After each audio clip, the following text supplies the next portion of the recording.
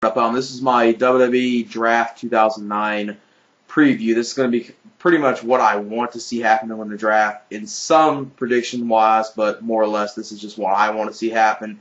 Now, the first thing I see happening, and this is just not really what I want to see, but I know this is going to happen, and that is WWE doing the typical switch-up of the world champions, the WWE champion and the world champion. So I see Raw getting Triple H back, even though it would probably pretty much fool a lot of people that Triple H is not even on Raw already, because he's been on there for the last couple months with this whole Orton feud anyway.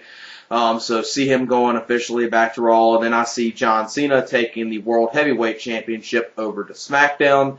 So that's the one thing I see definitely happening within this draft. And WWE has announced there are going to be 12 draft picks during Monday Night Raw. Then on Wednesday at noon Eastern, they're going to do the supplemental draft. Now, I'm not going to get into who I think is going to switch brands, during the supplemental draft. Now, when, the whole list of all the supplemental draft picks come out, I'll probably give my thoughts on, what I think of, the switch of the brands of the people for the supplemental draft. But for the most part, the supplemental draft really doesn't have any one big switching brands. For the most part, that's like the first step of WWE saying, well, we don't really got much for you. We'll switch your brands, and then probably within the next 6 to 8 months, you'll probably be done with the company. So since they said 12 picks for the brands, this is the way I'm doing it. It's going to be 5 picks to Raw, 5 picks to SmackDown, and obviously ECW is not going to get that many picks. If they're lucky, and I'm probably being a little generous with them and giving them 2 picks, wouldn't shock me if WWE just gives them 1 pick.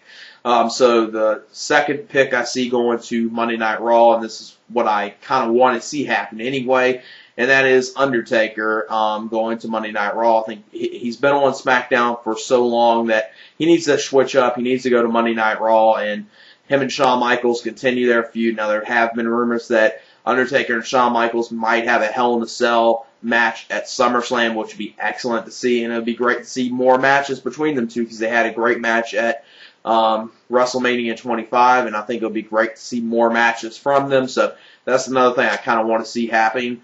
Now, the SmackDown side is more or less what I think is definitely going to happen. The Raw one's kind of like some stuff I think might happen, some stuff I kind of want to see happen when you see the picks I give out. Now, the second one I see going to SmackDown, this is the couple other people in SmackDown I'll put on here that have been on Raw, that I'm kind of like, okay, since Triple H is going back to Raw, I know I want these people to stay clear of Triple H and go to SmackDown, since they'll have a better opportunity to get actually a push and possibly even a world title opportunity than they would get taking on Triple H. Even though Cena, is obviously one of those wrestlers WWE is probably going to have a lengthy title run with him maybe this time around, but I think some of these people have a better shot of beating John Cena for the world title than actually have an opportunity to beat Triple H on Monday Night Raw for the title.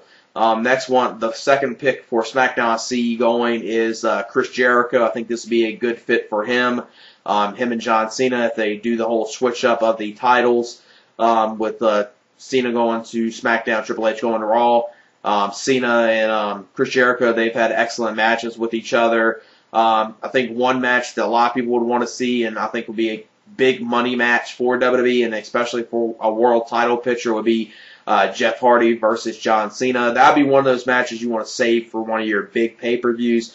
And I'm not even someone that's a huge fan of Jeff Hardy, but I know he's highly over, so put him in the main event and, have him take on Cena, and that would be a very big money match for WWE. Possibly even a match that possibly should be saved for WrestleMania. That's how big of a match I could see that possibly going. Next pick I see happening, and this is more or less what I like I said, a lot of these are what I want to see happening, not really prediction-wise. About half of them are prediction-wise, though. And this is one that I think will happen, and that is Edge going to Monday Night Raw. You got Vicky Guerrero now being the official GM of Monday Night Raw, so obviously with that case, and they still got the whole Vicky Guerrero and Edge relationship going on, so I see them having Edge go on Monday Night Raw, and then kind of, having Edge do the same thing he's been doing, kind of utilizing and using Vicky Guerrero to get a title opportunity and get, a bigger role in WWE. They'll probably, still continue that type of storyline with Vicky Guerrero and Edge. Next one I see happening, this is one that I think needs to happen, and this is CM Punk going to Monday Night Raw. I don't understand why so many people are starting to dislike CM Punk. I remember like a year ago, so many people, not just the Ring of Honor fans on here, but, pretty much all the internet wrestling community, loves CM Punk. Maybe it was just because WWE really fucked up and did a terrible job with his title run, and a lot of people are saying, hey, they're not going to do much with him this time. Why should we even be happy he won Money in the Bank? That might be the reason why some people are like that, but hey, I think CM Punk needs to go on Raw, go to SmackDown. This could definitely help him out going to SmackDown. Next one I see happening, this is kind of one I'm just throwing in because I really want this to happen, and this is Gail Kim going to Monday Night Raw. Now, if she even gets switched to Monday Night Raw, I don't think it's going to be a part of these 12 picks on Raw. I think it'll probably be a part of the supplemental draft. Hopefully, Gail Kim does go to Raw. I think it's desperately needed she goes to Raw. I don't understand why they want her to be on SmackDown. Maybe to try to have that, title over there, the Divas title, means something, but it's such an idiotic title, and it's so stupid to have two women's titles that it's going to be hard to make that title seem, even worthy of, being with WWE, even as good as Gail Kim is. And I think it'd be better for her to go to Monday Night Raw. You would have, Gail Kim versus Beth Phoenix, which I think one feud that a lot of people want to see as far as women's wrestling today. Melina's on there, Mickie James on there, so throw in Gail Kim. That'll be 4 very good women's wrestlers. Kelly's a decent women's wrestler. Candice Michelle, when she does return, she's a decent women's wrestler. I could see her possibly being a part of the supplemental draft. Either Kelly or Candice Michelle getting switched to SmackDown to go for the Divas title. Hopefully they do switch Gail Kim's role. That's one thing I mainly really want to see. The next one was one I kind of went back and forth. Do I want to see it happen? Do I not want to see it happen? And that is Christian going to SmackDown. And I think it's definitely okay to switch him already to another brand, even though he hasn't been back that long. But what is he going to accomplish being on ECW? Him winning the ECW title is not going to do that much for him. So just put him on SmackDown, have him be an upper mid-carder, and slowly build him up to the main events. I'm someone that doesn't really think he's worthy of being a main eventer, but I think if you build it up in the right way, it would be okay if you do it. And then the last two, the last one on Raw and the last one on SmackDown.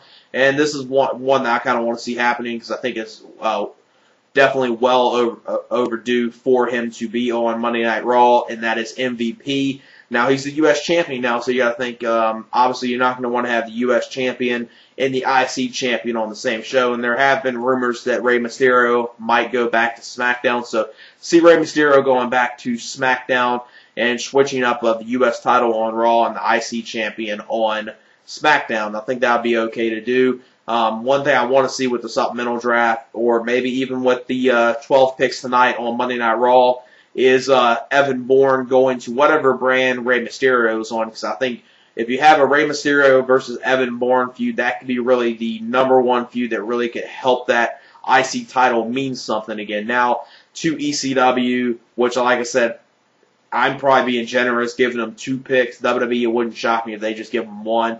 Maybe they'll get lucky and get 3, but at the most they're getting 3, and that'll be very lucky for them to get. And these two are 2 people. One, I think, just needs to get on there just because he kind of deserves going to ECW, and that's Mr. Kennedy. I know a lot of people like Mr. Kennedy, but he's so injury prone that I think put him on ECW, and until he actually proves that he's not going to get injured every 2 to 3 months and be out for a year all the time, and actually prove that he's worthy of trying to push on one of the main shows, put him on ECW for now. And the last of the 12 picks, and this is one I just want to see happen, mainly due to the fact that I want him off of the main shows of either Raw or SmackDown, and that's Big Show going back to ECW. I think that would be a good fit for him. You can end this whole Vicky Guerrero, Big Show, and Edge love triangle. I don't want to see no Edge and Big Show feud at some point down the line, so just have him go to ECW so him and Edge and Vicky Guerrero be on separate shows, and it'd be a better thing to do anyway, I think, for him to be on ECW.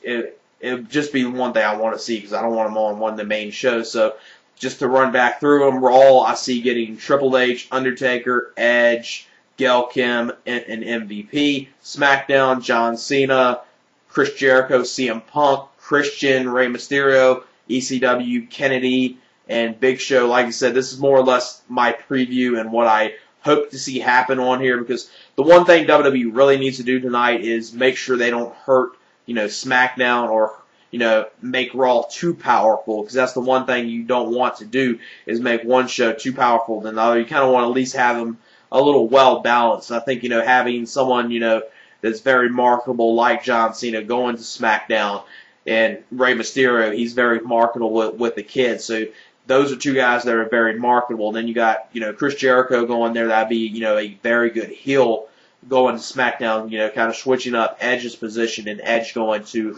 Monday Night Raw. And obviously, I'm pretty sure the one thing that within these picks that is definitely what I'm predicting is going to happen, which is the switch up of the WWE Champion and the World Champion, with Triple H going to Raw and John Cena going to SmackDown, just because it makes the most sense, since obviously they're continuing this whole Triple H and McMahon's teaming up to take on Randy Orton. And speaking of that, we got already two matches signed for Backlash now. The Edge versus John Cena last man standing match for the World Heavyweight title. That should be an excellent match. Them two have had very good matches in the past, so I'm looking forward to that being good. Now, the six-man tag they're doing with the legacy of Cody Rhodes and Ted DiBiase with Randy Orton versus Shane McMahon, Batista, and Triple H. Not looking forward to that at all. It's very idiotic to have a six-man tag and have the title on the line, and pretty much going with TNA rules here, or WCW rules here, where if anyone on Triple H's side, if Triple H doesn't get the pinfall and say Batista gets the pinfall or Shane McMahon gets the pinfall, Triple H retains the title. Vice versa, if it happens on the other side with Rhodes or DiBiase getting the pinfall on either three, Shane, Batista, or Triple H, Randy Orton gets the title, which is a very idiotic rule. I don't understand why they want to do this. Have you been watching TNA WWE? Because that's just straight TNA booking right there, or terrible, 99, 2000 WCW bullshit right there. But yeah, hopefully they do some good stuff with the WWE draft. Normally don't give my, review or thoughts on Monday Night Raw that often, but, since they're doing a 3-hour special and it's the WWE draft, I'll be doing my thoughts on Monday Night Raw tomorrow, probably sometime tomorrow afternoon, around probably the same time you're going to be seeing this video up. And, yeah, that's it. Peace.